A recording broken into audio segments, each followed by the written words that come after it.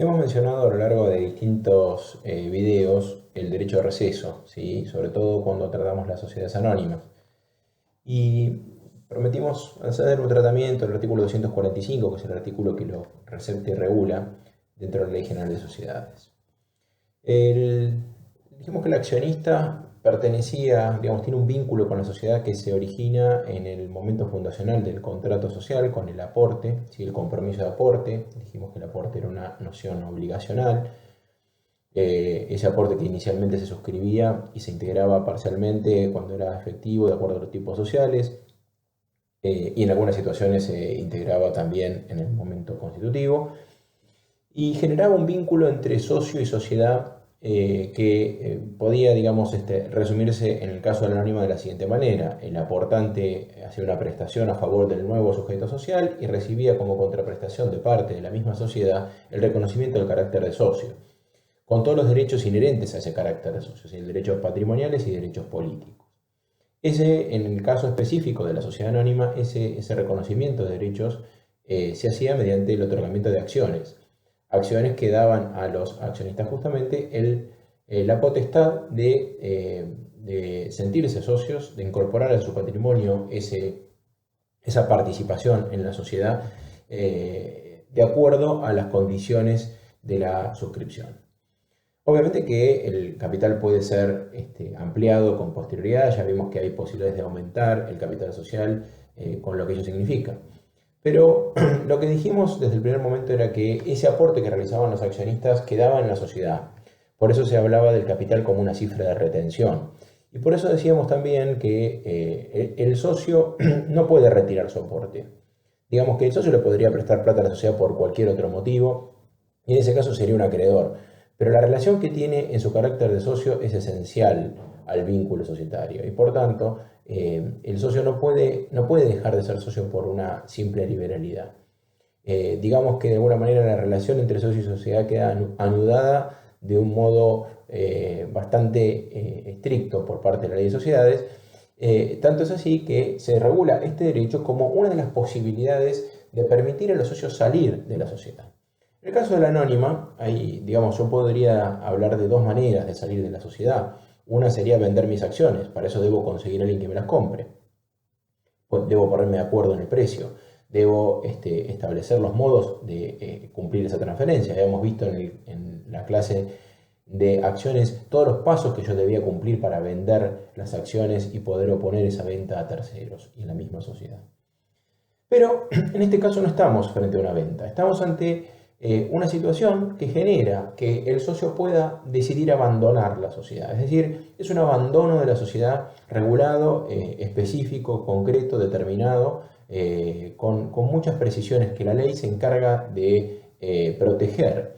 Esto es un derecho de los accionistas y se activa ante determinados supuestos.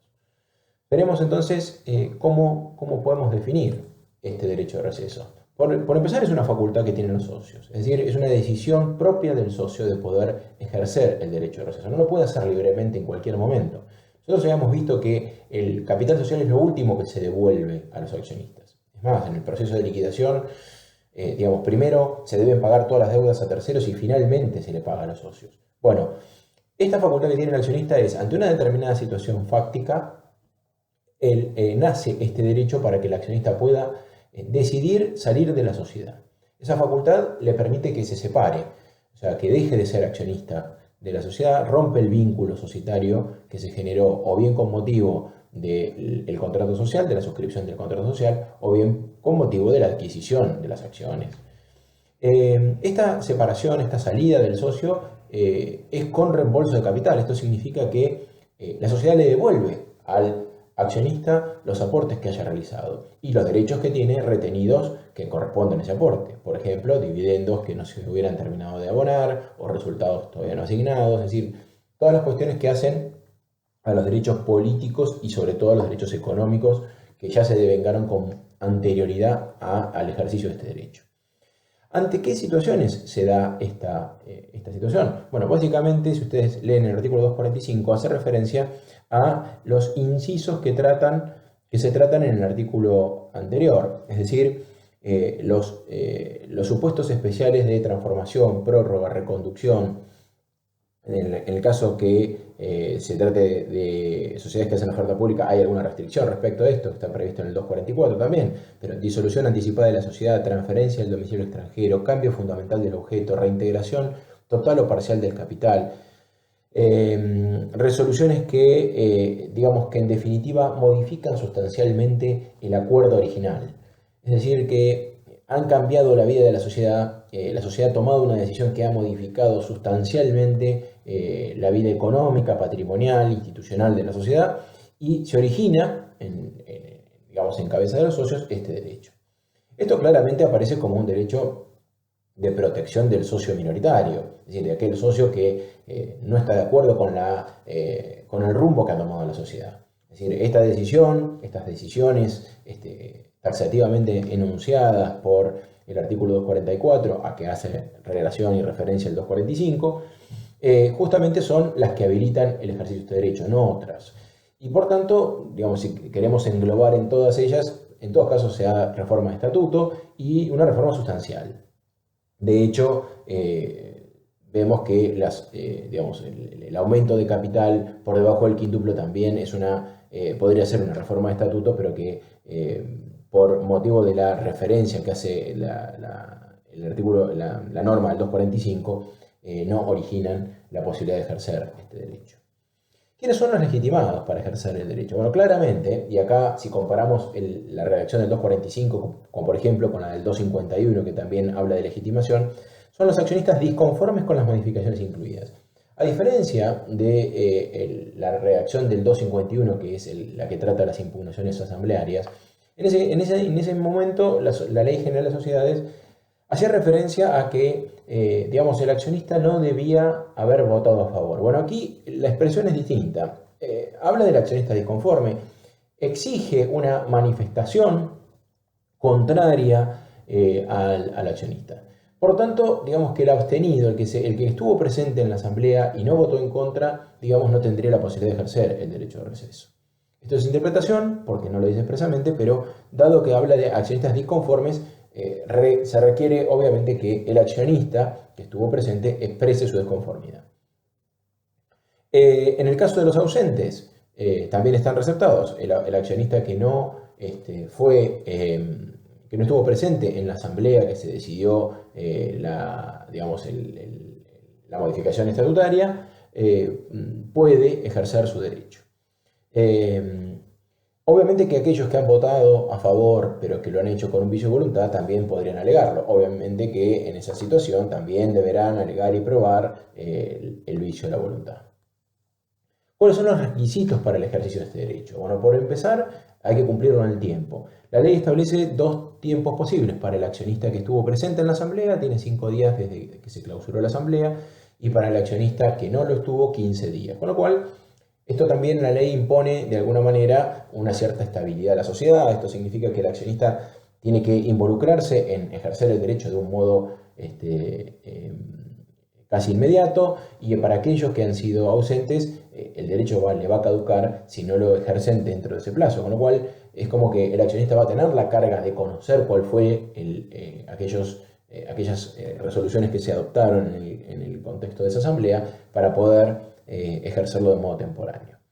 Otro elemento que también ha sido de alguna manera sostenido por la doctrina es que por el texto de la ley todas las acciones deben ser incluidas en el derecho de receso. Y esto tiene que ver también con otro contenido que hemos dado al tratar las acciones de la sociedad anónima. Hablábamos del criterio de la indivisibilidad de la acción y decíamos que digamos, yo no puedo ejercer los derechos de modo parcial. Yo no puedo ir a una asamblea y votar con un porcentaje de mis acciones a favor de una decisión y con un porcentaje en contra. Acá se exige que si yo ejerzo el derecho de receso, incluya en el ejercicio de ese derecho a todo mi paquete accionario, toda la cantidad de acciones que yo tengo en ese momento. No puedo ejercer un derecho de receso parcial. Y por otra parte, de la lectura del 245 también surge que para poder ejercer ese derecho, si bien es un derecho que es potestativo, es decir, los socios pueden, es un derecho inalienable de los socios, de hecho, la suspensión o cualquier pacto que fuera en contra del ejercicio de este derecho se tiene por nulo, ¿sí? Y nulo de nulidad absoluta, como dijimos, es un derecho fundamental y sustancial que hace al orden público societario, digamos, para aquellos autores que entienden que este orden público existe, se ejerce mediante una notificación, pero una notificación que debe ser recepticia, es decir, debe ser recibida por la sociedad. Tengo que ejercerla dentro del marco y de la regulación establecida en el 245. Uno de los temas que ha generado debate es cuál es el valor de las acciones, porque como dijimos, yo ejerzo mi derecho y la sociedad debe abonarme en las acciones. ¿Cuál va a ser el valor? Bueno, el valor tiene que ver con el momento patrimonial de la sociedad. Nosotros sabemos que las acciones no solamente tienen un valor nominal, sino que tienen un valor que se debe establecer al momento de ejercer este derecho. La ley habla del último balance realizado que debiera realizarse y la doctrina ha discutido sobre si este es el último balance, el balance anterior al ejercicio, porque esto podría ser una decisión tomada en el medio de un ejercicio, o si bien hay que hacer un balance especial. Bueno, acá hay opiniones encontradas, algunos creen que digamos, el ejercicio de este derecho amerita la confección de un balance específico de receso para poder evaluar las acciones. La evaluación se va a hacer justamente valorando activo y pasivo y proyectando el valor de la sociedad, el valor patrimonial de la sociedad sobre el porcentaje de las acciones. Pero no existe unanimidad en materia de opinión doctrinaria en relación a si es el último balance, digamos, el balance anterior al ejercicio en que se produjo el derecho de receso, que se está ejerciendo el derecho de receso, o si es un balance especial que deba realizarse. El problema, digamos, del derecho de receso en nuestro contexto actual argentino es justamente que la ley le otorga a la sociedad la posibilidad de pagar el valor de las acciones con un diferimiento de hasta un año. Imagínense la depreciación de la moneda en los tiempos inflacionarios que vivimos, lo que puede significar, es decir, ejercer este derecho, si bien es una protección para el accionista minoritario que no ha votado a favor una decisión o que no está de acuerdo, es una salida compleja porque es muy probable que desde el momento en que se ejerce el derecho de receso hasta el momento que finalmente se paga eso, el valor accionario, la restitución del valor capital, se puede depreciar significativamente el valor de la participación. Con lo cual es un derecho que hoy por hoy, digamos, que no sería de fácil ejercicio porque lo perjudicaría sensiblemente el valor de restitución. ¿Cuáles son los efectos de este derecho, del ejercicio de este derecho? Bueno, el accionista que ejerce el receso queda separado de la sociedad, no es más socio de la sociedad, no puede ejercer más derechos, no puede tampoco estar sujeto a las obligaciones propias de la sociedad. Es decir, que desde el momento en que se recibe la notificación con la voluntad de ejercer el derecho de receso, yo dejé de ser accionista y la sociedad deberá decir cómo me va a pagar mi participación de acuerdo a la evaluación que se realice.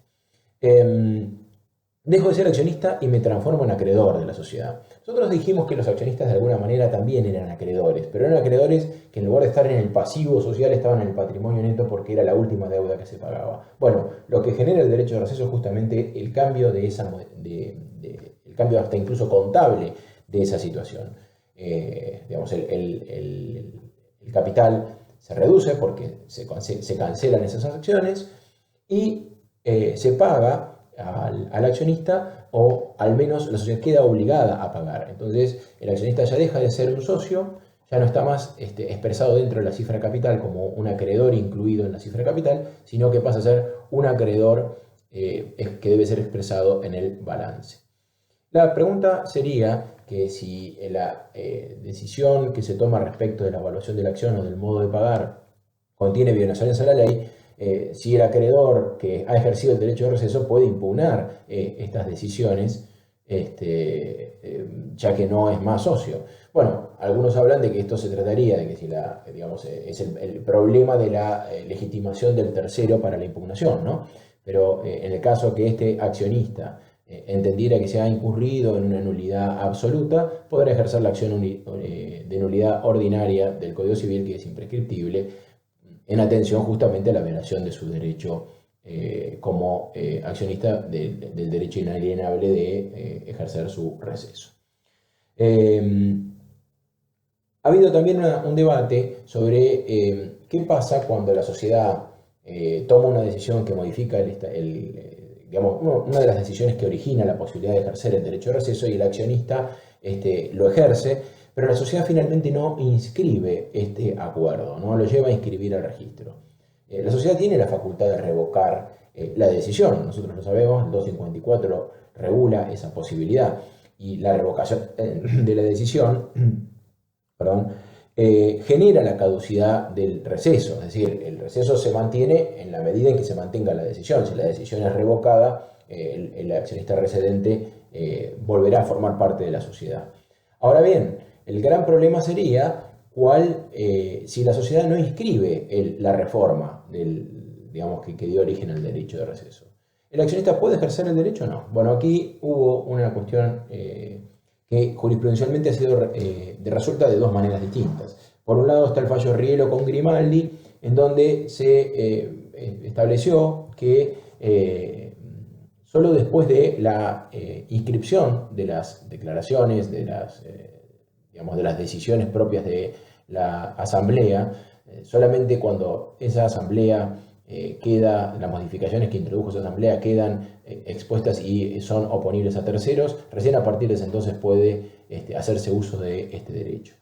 Y otros dos fallos, Roberto con Biecker y Golpe Giovanni con Surget, son dos casos muy famosos, citados por toda la doctrina, en donde se dijo, no, el accionista puede ejercer su derecho de receso y no está sometido el ejercicio de su derecho a que la sociedad inscriba o no inscriba la modificación estatutaria. Porque de otra manera la sociedad no solamente estaría extendiendo el plazo del artículo 245 de un año para el pago, sino que de alguna manera estaría afectando el derecho del accionista minoritario de poder salir de la sociedad, porque estaría jugando con el tiempo, estaría postergando en forma indefinida la posibilidad del accionista de ejercer su derecho.